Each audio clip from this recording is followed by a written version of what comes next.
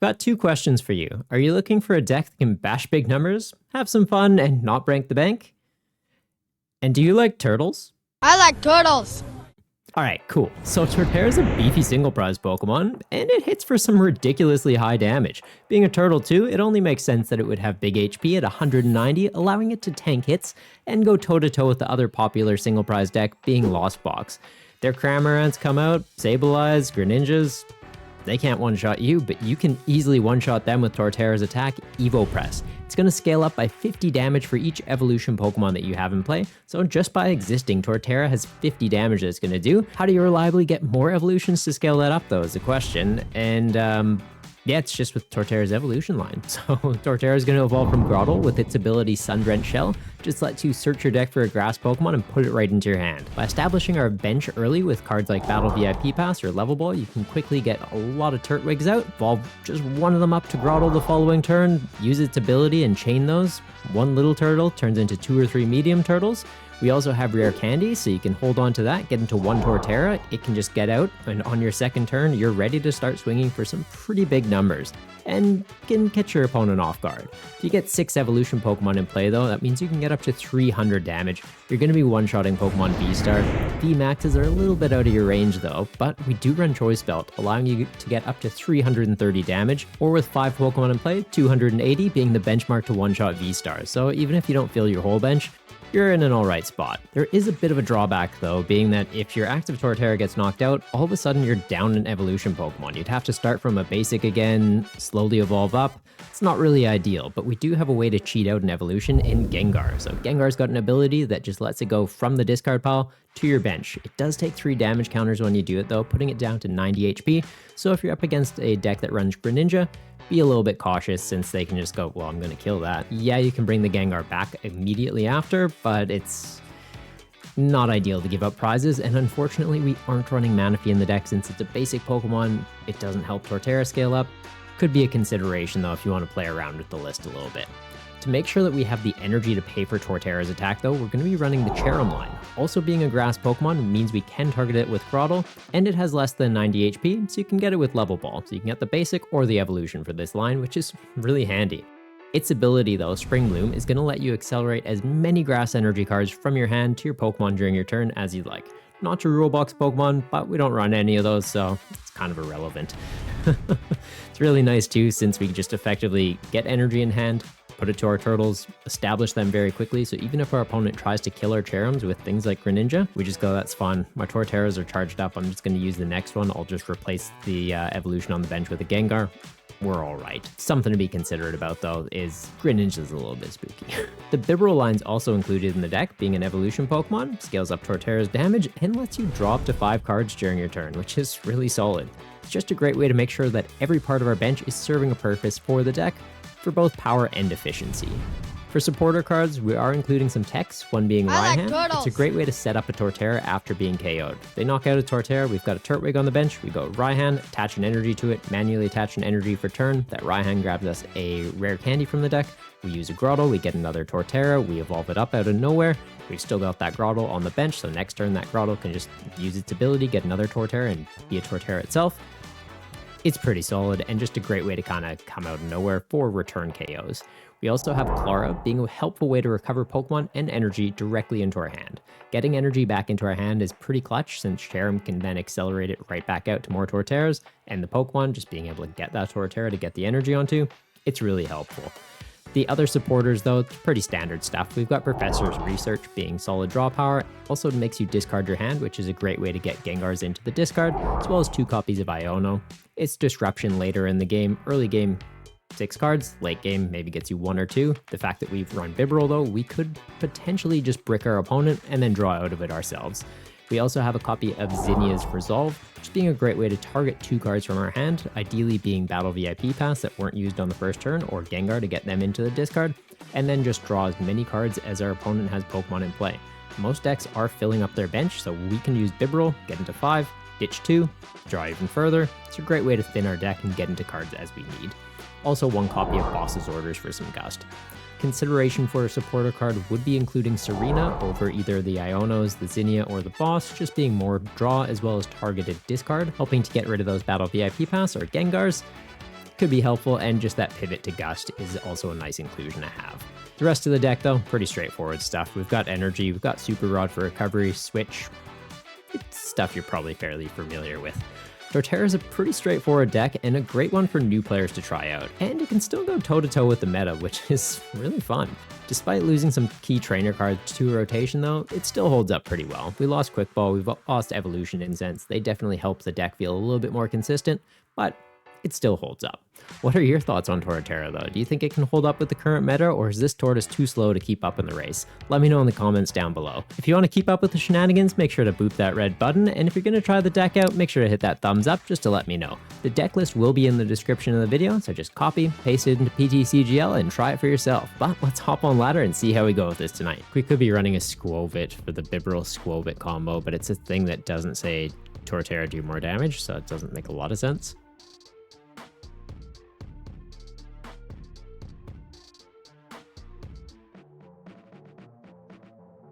Okay, into Lost Box Tina, regular Tina. Some variation of Tina.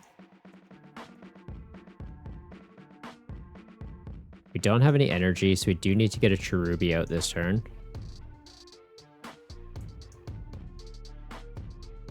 And like, considering holding that, we definitely hold that. I don't want to get rid of that.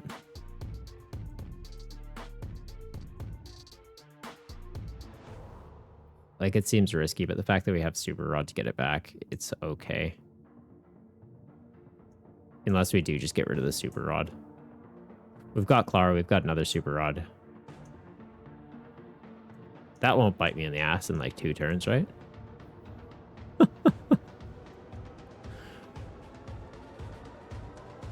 Pop's not, right?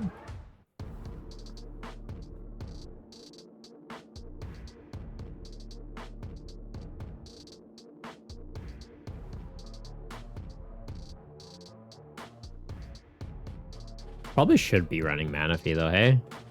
Because like into Lost Box, setting up the Turtwigs, they can just take out 2. They can Echoing Horn them back. Cherubi's safe from damage counters, so Sableye can't touch him. Bidoof's safe from bench damage though. I like that. I like that like our utility Pokemon have like a bit of protection inbuilt into them. Manaphy, we need it? Yeah, I think you're right, Emerald. I think you're right. I think you are.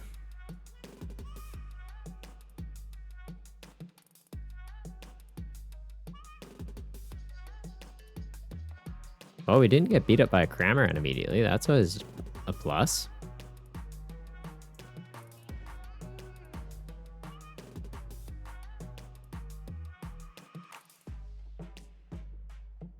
I think we hold off on that in case we get into a rare candy. We just go Iono here. I could put down another Cherubi. I just don't know that there's more evolution pieces for it in the deck, and I don't want to run into the issue we had last game. Where I was like, it's on our bench. It's doing nothing.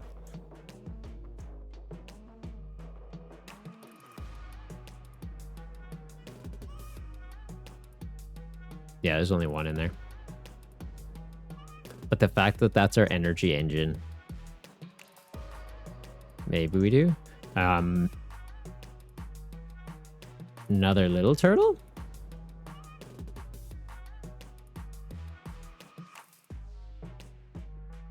Another medium turtle?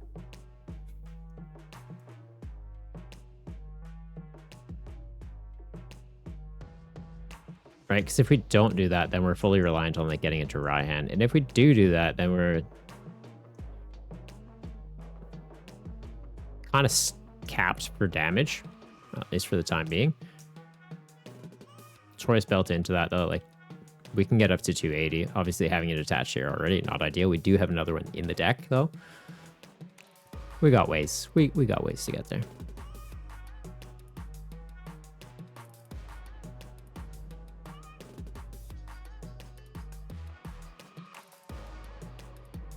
Oh yeah, question of the day. What deck do you guys think is going to win Worlds?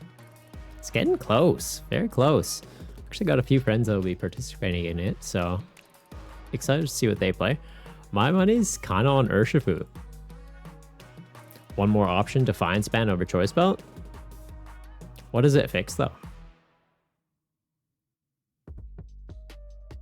Like, aside from that Wu Chen that had Cape of Toughness. Because Gardevoir, we're not going to be taking down Gardevoir EX. And if we do, we can get up to 300. They've got 10 health left. They can't use their ability. And if they've used the ability on it at all, then we're fine. Other EX Pokemon only have like 220 HP, so I don't really feel that Defiant Span fixes anything yet. And I prefer Choice Belt, where it's like, I don't need them to be ahead in prizes to get the extra damage. It's an option. I just don't think that at this current time it makes sense to make the switch. Once more EX cards start seeing play, absolutely. But like, the only other EX Pokemon that's outside of damage range is what, Meowscarada? And we're not really seeing Meowscarada.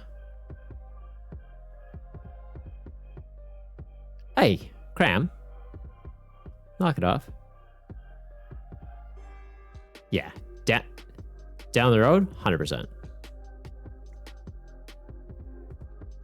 For the time being, though, I don't think it's quite time to make that switch.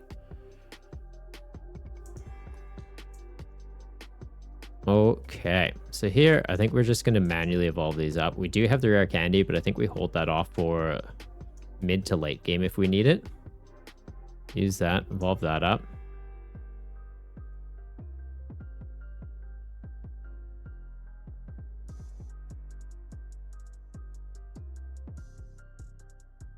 Although I guess hypothetically, like, we do almost want to get rid of this hand to get us into the energy. Oh. Oh no.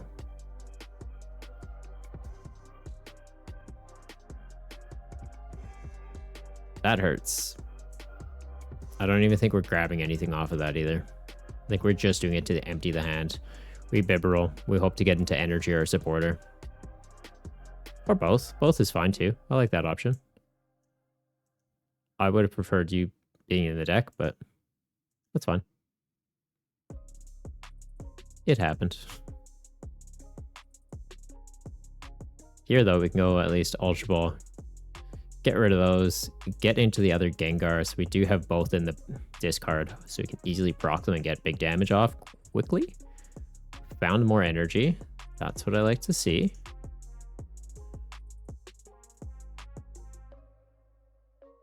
Do I just start setting up into another turtle? Like, I don't need the big damage right now. I think we do. Other Bibarel, you're not going to come out. Switch might be relevant. Other turtle, not in here. Okay.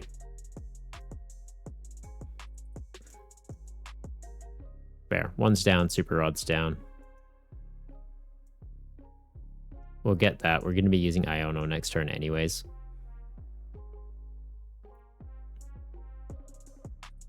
I don't really want to put the Gengar on the bench just because it has 90 health. Although I guess now they're just going to go ping ping.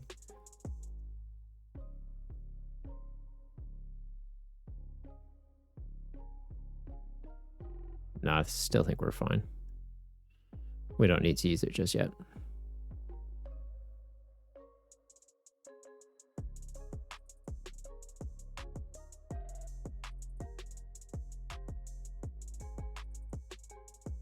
Elephantic plays need Divine Spans. Yeah. You guess the hype for Cooperage is lost. I don't know. I still like Cooperage. I didn't find a build that I was like super happy. I liked the Banette build that I did. It was fun, but I think the stream that I built it and played it, we just ran hot. Because like I brought it to League and it didn't function quite how I wanted to. Like it's you take your time in that with that deck though. That was the thing. Like you don't need to rush. You're giving up a couple knockouts and you accept that you're giving up a couple knockouts because once you're established, you're giving up nothing. And like the fact that you could go Cheryl, ditch all the energy, Mirage Gate, reset it, it's clutch. Super clutch. But I think once we get Pokemon 151 and we get that tool card where stage 1 Pokemon take another 30 less damage, Cooperage just becomes like the go-to tank deck. And with that, it's a new supporter card, Gita, where it's just search your deck for 2 energy, attach them to something you can't attack, and it's just like, okay, run quad Diancie, quad elephants, that's the deck. I'm very keen for that.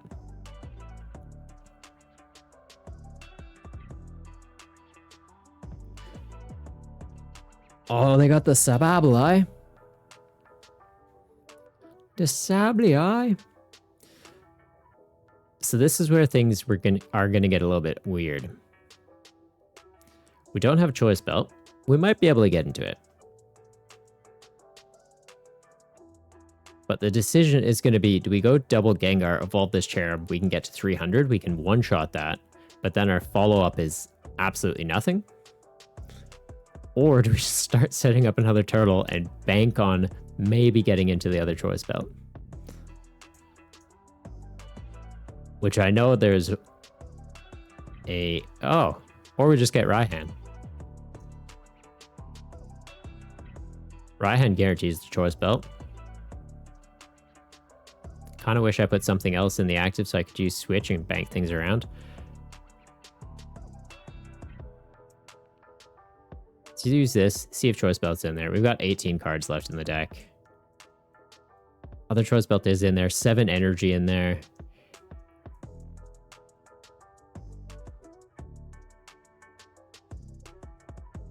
I think we just go for the knockout.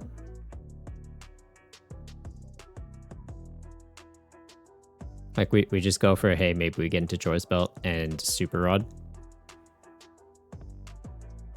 I honor them down to 4 cards. Research. Research, super rod. Well, we got the belt. We got the energies. Okay. But yeah, we have no follow-up. They also don't have a way to deal with this, though, once the Giratina is down. So that's kind of funny.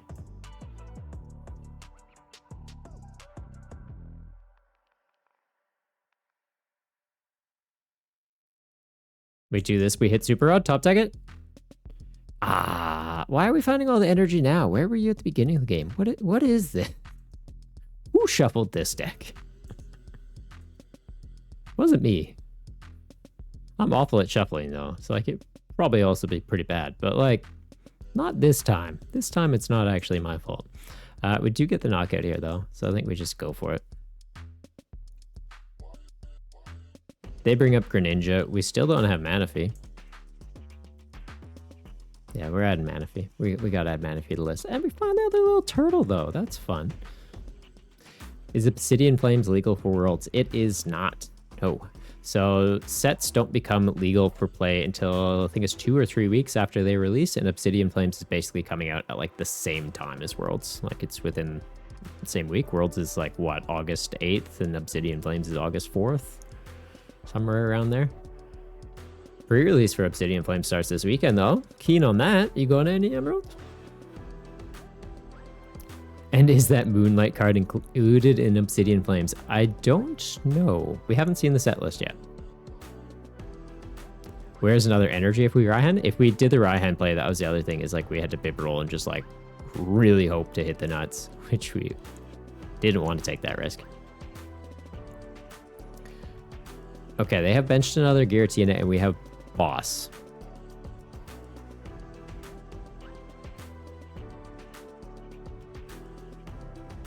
I'm feeling pretty okay about this situation. A little bit concerned because Sableye exists. But Greninja comes up. Oh, or do we might actually have to deal with the Greninja.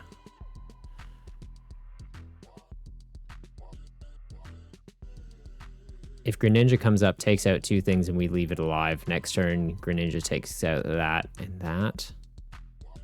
Actually, we would have to get... If he takes out that and that, we'd have, what, 3 evolutions in play? We're only doing 180. We'd have to bring out another Gengar. Greninja does 90-90. Yeah, so we'd have to deal with the Greninja.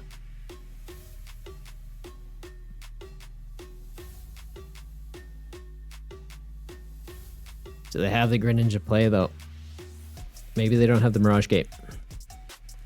Oh, they have the Greninja? They have that? Do they have the gate, though? 2 in the discard. Not... Oh, 1 in the Lost Zone. So they've got 1 Mirage Gate. So they can only Greninja once then. So we don't need to be concerned about overbenching 90 HP, guys. Sableye doesn't get to the numbers we're concerned about. You like the HP on the turtle? He's good, right? He's bulky. He can't deal with me. Cramorant can't deal with me.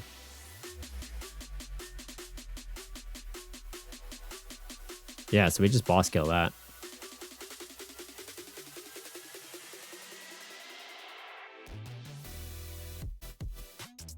That's an interesting move.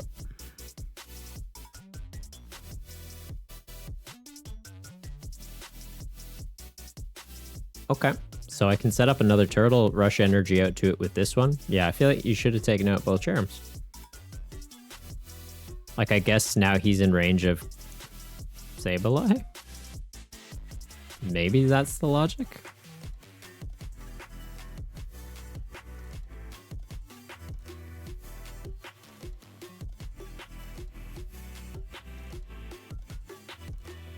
I'm also kind of hoping that they're banking on echoing horning back a Cherrim, because it's not going to work.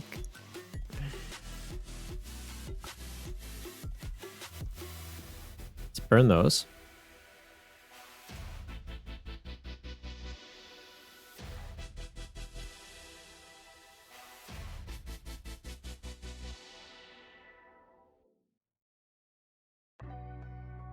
Okay. But yeah, we just go for the knockout here. He's charged up. Everything else is charged up. We should be fine. There's no point bringing another Gengar out.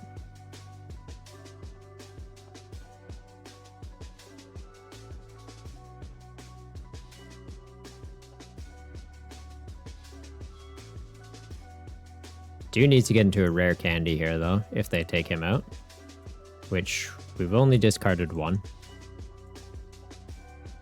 2 rare candies and 5 cards.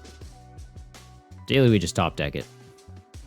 Or we Iono and then Bibarel into it.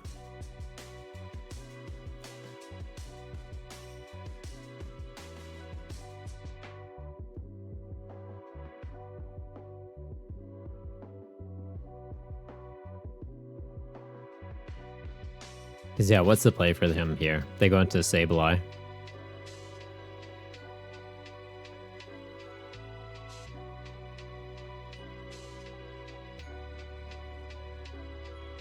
Yeah, we check that active.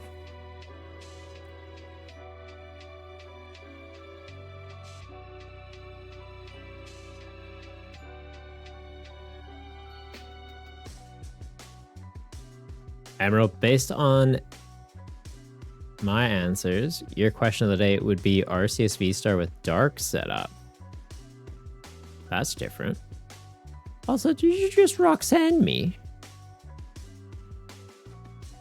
Sir, what are you doing?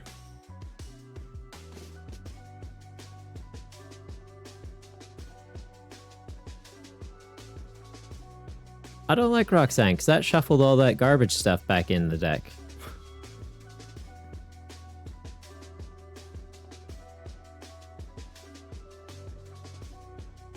Should just charged up a Bibarel. Hit him with a Bibarel. Oh, that's just not a good card to draw.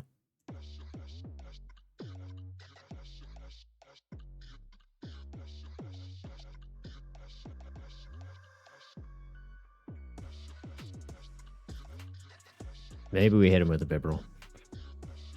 Oh, no, we're fine. We got there. We got there. Go Turtles. We won't waste anyone's time. Just 200. But yeah, Manaphy could definitely take a slot in the deck. Giratina who?